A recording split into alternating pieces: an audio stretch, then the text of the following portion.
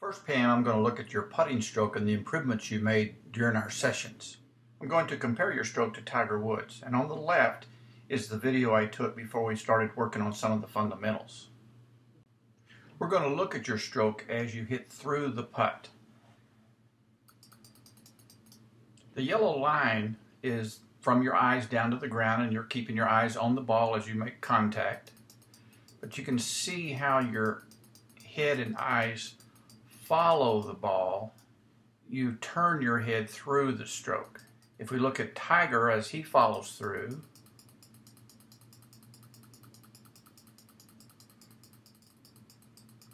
he comes to a complete stop with his stroke and does not turn his head until his club stops. And then you will see him start to turn his head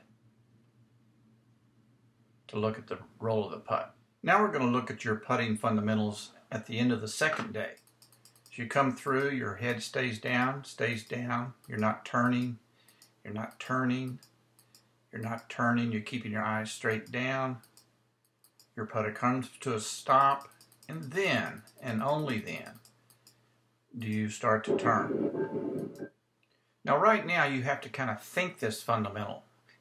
And so as you continue to work on your putting stroke, I want you to continue to focus on that fundamental until it becomes very comfortable to do. To not turn early is important. So develop that stroke where you feel the putt before you try to see the putt. Now we're going to look at your chipping. On the left was at the beginning of the first day, and on the right was on the second day. Even before we began working and talking about some of the chipping fundamentals, you already had a pretty good setup. You had a nice straight line from the shoulder down to the into the club. The left arm and the shaft were basically on the same line, which kept your hands in front of the golf ball, which would promote a downward bump of the ground as you hit through the golf ball. And we just continued that fundamental and emphasizing that fundamental on the second day. Now, as I look at this, I actually like your feet closer together like the first day. I think the emphasis that we did on the stand on the left side drill, where you almost put all your weight on your left side, I think you widen your stance in order to have some balance to do the drill.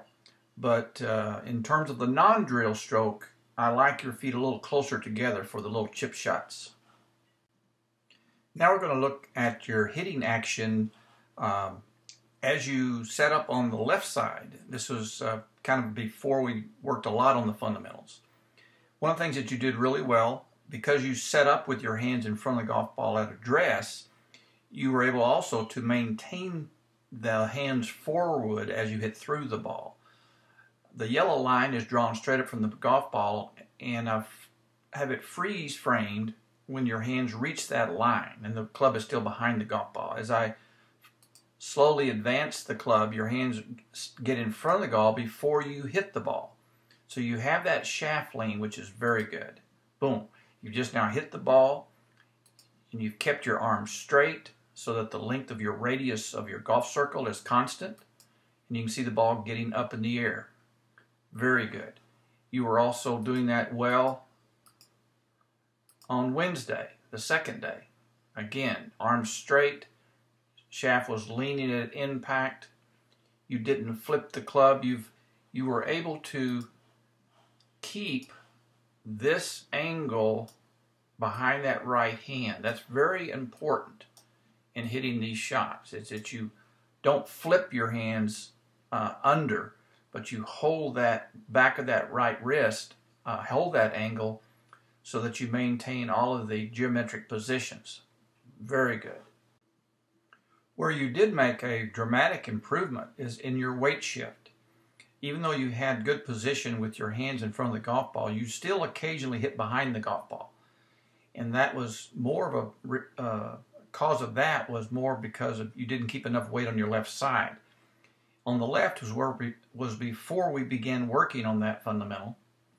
And you can see I've drawn a red line from the ankle to the knee and then continue that line upward. And you can see the line on your left foot is indicating that that leg is actually, it puts you more centered. And then when you look at the right picture, this is the second day where we continue to emphasize, and this picture was taken right at impact for both pictures. So right at impact on the second day, you had a much more of a press towards the target. You had a press towards the left side. You were leaning towards that left side. And that's going to give you a consistent, solid strike down into the golf ball. So you want to continue those drills, those impact drills where you set up on that left side and get very, very comfortable. Keeping your weight on your left side to begin with, keeping it on the backswing, and hitting through the ball there. This is the swing that you developed in the second day when we worked on the more lofty club, the sandwich shot where you're trying to hit the ball a little bit higher and learning how to use the bounce of the club and hit under the ball to get it up in the air. You can see how you're set up with a little bit more weight on your left side, which is very good. Because you are trying to use the bounce of the club and not the leading edge so much, the hands can be a little bit further back and don't create a strong shaft lean. So this is just a gentle shaft lean right there. It's not very severe. Hands are still a little bit in front of the golf ball, so that's good. We'll slow it down. As you come into the golf ball, you can see how your arm is nice and straight right here. You've kept this angle right there back. That's very good. And you can see that ball immediately getting up in the air as the bounce of the club bumps that ground and it goes up immediately. Very good. I also like the fact that you're keeping your head down through the ball and not lifting up early, which would cause some problems. So as you continue to work on your short game, the two things that I would emphasize and continue to emphasize is keeping your hands forward at the setup, and most important, when you set up, feel a little bit more weight on your left side, and most importantly, don't let your weight shift to the right side in your backswing so that you maintain your weight on your left side throughout the stroke. And experiment a little bit and practice a little bit doing it with a little bit more narrow stance. But that looks really good, and that will continue to improve as you practice. And it is important to practice this short game equally as much as you practice the full swing.